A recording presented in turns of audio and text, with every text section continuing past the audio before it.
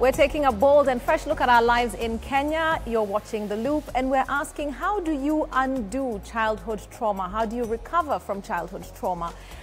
Did you suffer any childhood trauma as a child? Our WhatsApp number is on the screen, and we'd love to hear from you. Did you suffer any childhood trauma? And you might not particularly recognize it. Actually, when I was doing some research on this, I found there's a common Kenyan habit of drinking heavily. We think it's like our culture, but it's actually a symptom. Smoking heavily, reckless behavior like unprotected sex. Those are coping mechanisms. Yes, that help to camouflage. You know, you don't want to deal with these feelings. And I was like, hiya, this could just be so many of us Kenyans walking around thinking we're normal. Let's actually hear what Kenyans are saying. Remember, the WhatsApp number is on the screen and you can talk to us. Have you suffered any trauma as a child?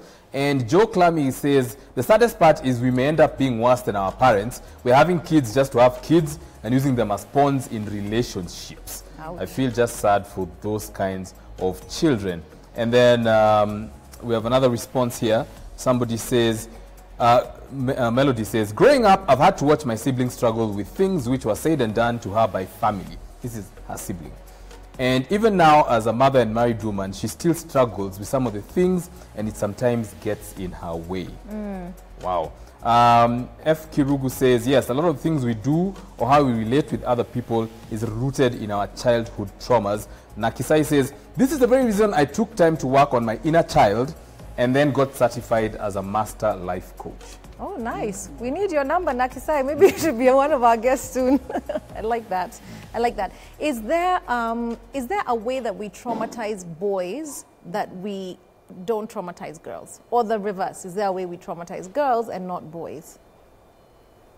I don't think. Okay. Because you are traumatizing the child.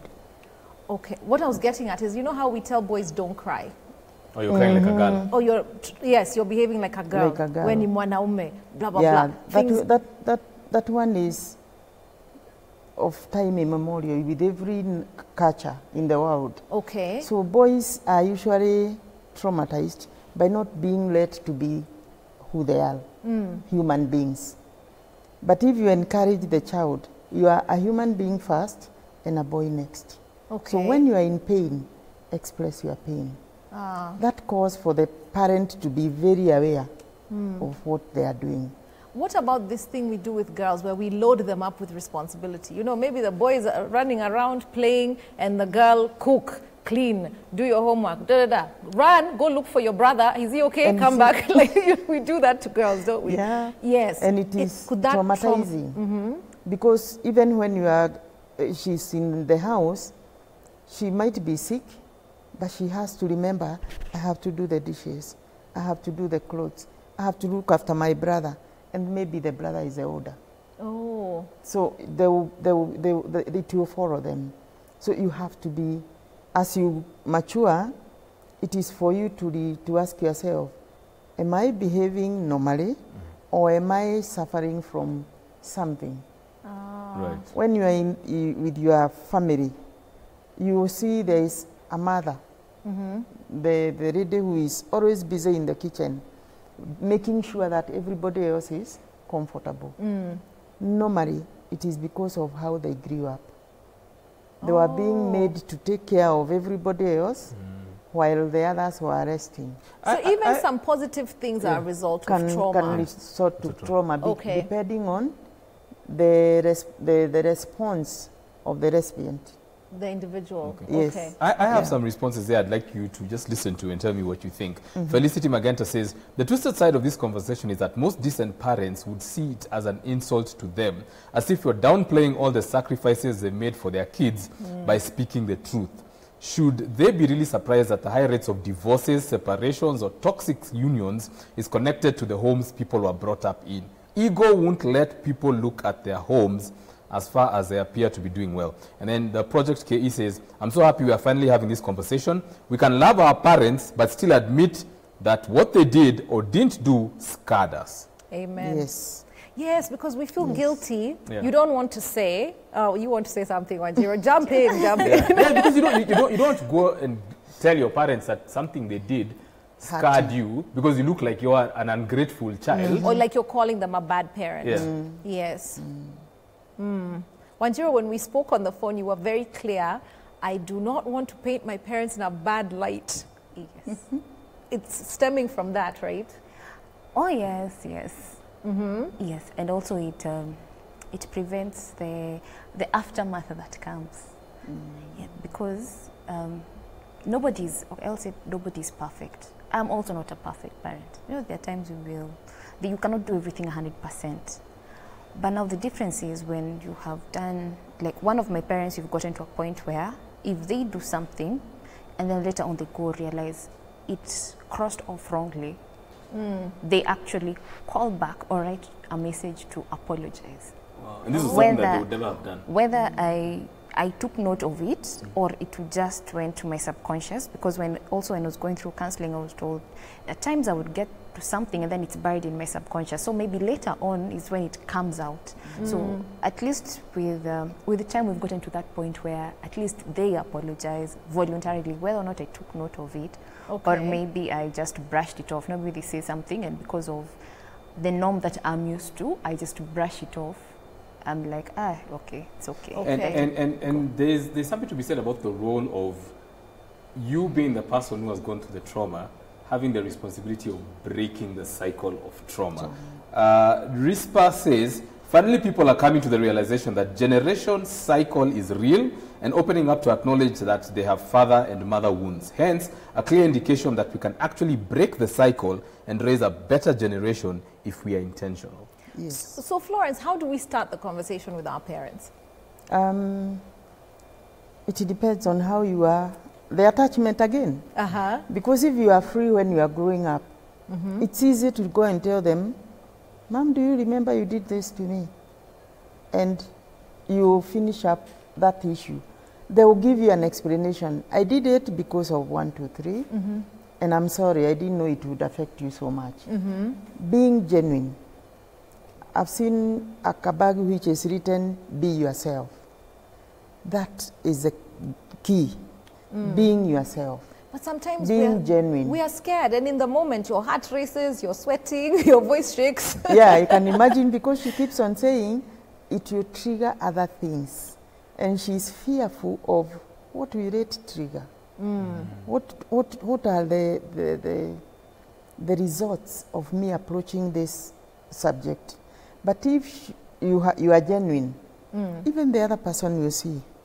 And they will also realize, actually, I brought her up the way I was brought. So, and they will apologize. Or you have a discussion around that. And you can hear they now apologize. So there's some progress. Okay, Wanjiru, it's time for our hard-hitting fact. I'd like to hear from you. What did you get out of being brave, coming out to your family and saying, I don't like this, you weaponized religion, you shut me down, you kept me quiet. What did you get out of it? Because there's someone wondering, what will I get out of it? It's like, I can just nyamaza and continue with my life. Well, I got mixed reactions from both parties. So with one party, I think up to date, I'm still branded as rebellious. Kichwangumu, even because it got to a point where I even switched churches because I discovered a church that is open to this conversation, so I started going there. So there was also a lot to be said about that. And generally, every other choice I have made about my life has been put under a microscope, and it normally comes after microscoping it. When it comes out with a negative connotation. But how do you feel about you? About myself. Yeah, because you went to therapy because you realized I'm different, I'm withdrawn, my self-esteem is down. So what has it done for you as Wanjiru? I think I'm proud of myself. Nice. Yeah, all factors standing, I'm very proud of myself because I don't even think I would have gotten married, let alone get a child, if I had not gone through there. Nice. Because I think there was a point in my life, when I was just starting campus, I had actually gone and asked a certain guy now, what if we did a tribal litigation right now, what are them? And then the guy was like, you're still young, you'll change your mind. No, they don't do it because of age. But now looking back, if I had not gone through that, I don't even think I would have finished my law school. Ah. Yeah, because it gets to a point where you feel also you're mentally tired. Okay. And also, you know, when you're also studying, you need all the mental strength you can get. And if one side is not good, if you're not taking care of one side, all other sides, they Okay. crumble. Yeah, Okay. so far, I think I'm very proud of the progress I continue to make every day. Well done, well done. Florence, for your hard-hitting fact, there's a phrase that kept coming up, which is emotional blackmail. And I think a lot of people can say, we think we know what it is, but what would you as a therapist define as emotional blackmail? Emotional blackmail is like, if you do this, I'll do this. Don't cry, and I'll buy you this. So even when you are in pain, you cannot express yourself because that will make you lose on something else. So you want to cover up. So you live with the pain, but because there is something else coming, you are valuing whatever is coming more than your own feelings. sanity, not sanity, your peace of mind. Ah. And your pain, the expression of your pain. So if you grew up that way, is it likely that you think that's how love looks? Yes. So then you might end up with someone who does the exact... misusing you and who is blackmailing you every way. I will not do this for you because you have done this. Or you made me do this when I needed to do this. Right. And it is your fault. Blaming. Ah. Then Okay. when you are being blamed, you don't want to receive the blame. And there is a stance that shows you are being blamed. You are blaming, and what position are you holding when you are blaming the other one? You are forgetting the context, and you are forgetting the yourself, and you are on the other. Okay, Thank you. okay. Thank you so much. Okay, so ladies and gentlemen, of course, that conversation still continues on social media using the hashtag LoopK24. Have you ever suffered any childhood trauma? Let's continue that conversation and we can talk about it even after the show. But speaking of which, Unplugged is coming up next, and I have Emma Cheruto, a fantastic vocalist, singer, and songwriter who's going to be here talking to us about her EP, Shift Happens. You don't want to miss that. That's coming up in a short while. But right now, Valentine's Weekly.